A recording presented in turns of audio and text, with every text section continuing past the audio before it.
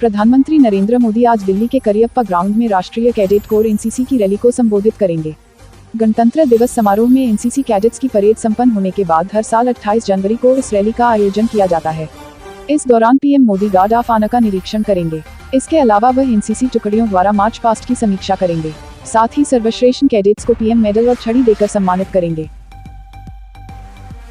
नए chief of defence staff CDS सेना प्रमुख जनरल मनोज मुकुंद नरवणे को बनाया जा सकता है।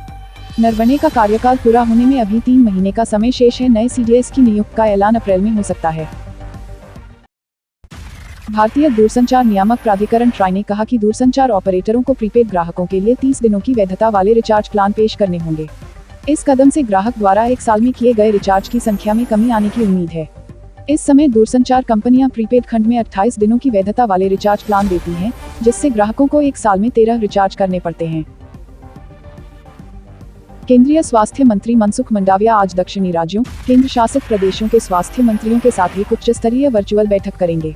बैठक में कोविड-19 स्थिति और सार्वजनिक स्वास्थ्य तैयारियों की समीक्षा करने के साथ साथ ओमिक्रॉन वेरिएंट के संदर्भ में किए जा रहे उपायों की भी समीक्षा की जाएगी। संसद का आगामी बजट सत्र स्वास्थ्य मंत्रालय द्वारा निर्धारित सख्त कोविड-19 प्रोटोकॉल के तहत होगा। संसद में बैठने की व्यवस्था इस तरह की जाएगी ताकि शारीरिक दूरी का पालन किया जा सके। लोकसभा और राज्यसभा के दोनों कक्षों में विजिटर्स गैलरी और सेंट्रल हॉल में भी संसद के सदस्यों के बैठने की व्यवस्था की जाएगी। दोनों सदनों का समय अलग अलग रहेगा। राज्यसभा सुबह 10 बजे से दोपहर 3 बजे तक और लोकसभा शाम 4 बजे से रात 10 बजे तक चलेगी। बजट सत्र के पहले दिन राष्ट्रपति संयुक्त सत्र में दोनों सदनों को संबोधित करेंगे और 1 फरवरी को केंद्रीय बजट पेश किया जाएगा। सुप्रीम कोर्ट ने कहा कि तिहाड़ जेल की सुरक्षा के संबंध में केंद्र सरकार और दिल्ली सरकार बीच तालमेल न पर होने पर नाराजगी जगाई। शीर्ष अदालत ने कहा है कि एक दूसरे पर जिम्मेदारी थोपने से कुछ हासिल नहीं होगा। सुप्रीम कोर्ट ने शराब पीकर गाड़ी चलाने के एक मामले में सख्त टिप्पणी करते हुए कहा है कि ड्रिंक एंड ड्राइव की घटनाओं पर सिर्फ इसलिए नरमी नहीं बरती जा सकती क्योंकि इसके चलते कोई बड़ी दुर्घटना नहीं हुई। इलाहाबाद हाईकोर्ट ने कहा है कि चुनाव के दौरान बिना वजह शस्त्र जमा करने के लिए बाध्य न किया जाए। हाईकोर्ट ने हरिहर सिंह केस में पहले ही आदेश जारी किया है कि जब तक आपराधिक केस की ठोस वजह न हो, किसी को चुनाव के दौरान शस्त्र जमा करने को बाध्य न किया जाए। कोर्ट ने कहा कि आपराधिक केसों पर विचार कर लिखित आदेश दिया जाए। अनावश्यक शस्त्र जमा न कराए जाएं। सपा अध्यक्ष Akhilesh Yadav news channel TV 9 Bharatvarsh के एक कार्यक्रम में पहुंचे थे। यहां वो एक एंकर से नाराज हो गए और कहने लगे कि अब आपका टाइम खत्म हो गया है, इसलिए मैं जाना चाहता हूं और मैं अब आपके चैनल पर कभी नहीं बैठूंगा। ये मेरा आखिरी इंटरव्यू है। इसके बाद जब एंकर ने यादव से दोबारा सवाल किया तो उन्हें गुस्सा आ गया। ऐसे में वो कहते नजर आए कि आप लोग बायस्ड हैं, मैं नहीं बैठूंगा। आपका टाइम खत्म हो गया इसलिए मैं जाना चाहता हूँ। नहीं, अब नहीं बैठूंगा मैं आपके चैनल पर। ये आखिरी इंटरव्यू आपके चैनल का, इसका नहीं बैठूंगा मैं।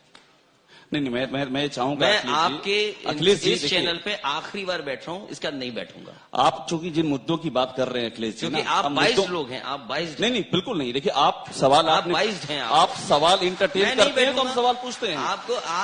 आप कोई उत्तर प्रदेश के विकास को लेकर के नहीं, भारतीय जनता पार्टी में जो अपराधी है उनका नाम नहीं ले रहे हैं आप। जो जिस तरीके से उत्तर प्रदेश को बर्बाद किया उसके बारे में नहीं बात कर रहे हैं आप। सर वो सवाल उनसे भी आप उत्तर प्रदेश के जो बर्बाद हो रहा है उसके बारे में नहीं बात कर रहे हैं। वो सवाल उनसे अखिलेश जी हम पूछ रहे हैं और लगातार पूछ रहे हैं। ये आखिरी समय बस आप खत्म करिए। आधे घंटे का टाइम मांगा था, इससे ज्यादा नहीं बोल सकता हूं मैं। निशान आधे घंटे से ज्यादा नहीं बोल सकता हूं मैं।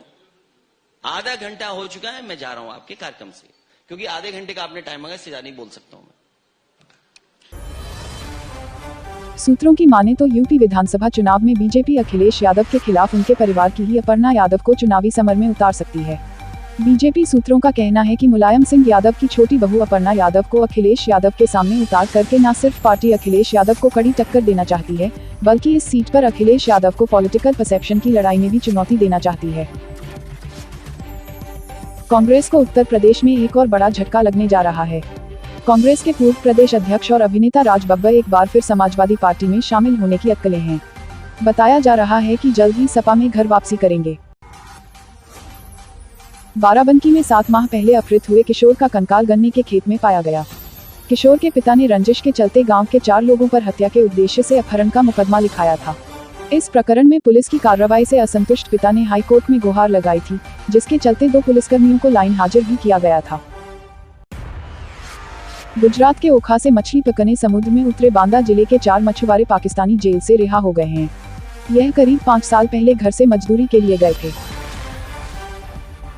केंद्र सरकार ने कोविड संबंधी दिशानिर्देश 28 फरवरी तक बढ़ा दिए हैं। साथ ही केंद्र शासित प्रदेशों और राज्यों से किसी भी तरह की ढिलाई नहीं बरतने को कहा है। उत्तर पश्चिम, मध्य भारत, पूर्वी भारत और मध्य प्रदेश के कुछ हिस्सों में अगले 2-3 दिनों के दौरान शीतलहर की स्थिति बनी रहेगी। इस दौरान भारत के कई राज्यों में बारिश भी होगी। एशियन गेम्स 2022 का आयोजन इस साल 10 सितंबर से 25 सितंबर तक चीन के शिनजियांग प्रांत के होंगजो समेत 5 शहरों में होगा। यहाँ मल्टी स्पोर्टिंग इवेंट में कुल 40 खेलों में 61 स्पर्धाएं होंगी। इस बार के एशियन गेम्स में दर्शकों का रोमांच बढ़ाने के लिए क्रिकेट के टीवी प्रारूप को भी शामिल किया गया है। Subscribe Viral Times for latest news update and press the bell icon to get all the latest video update.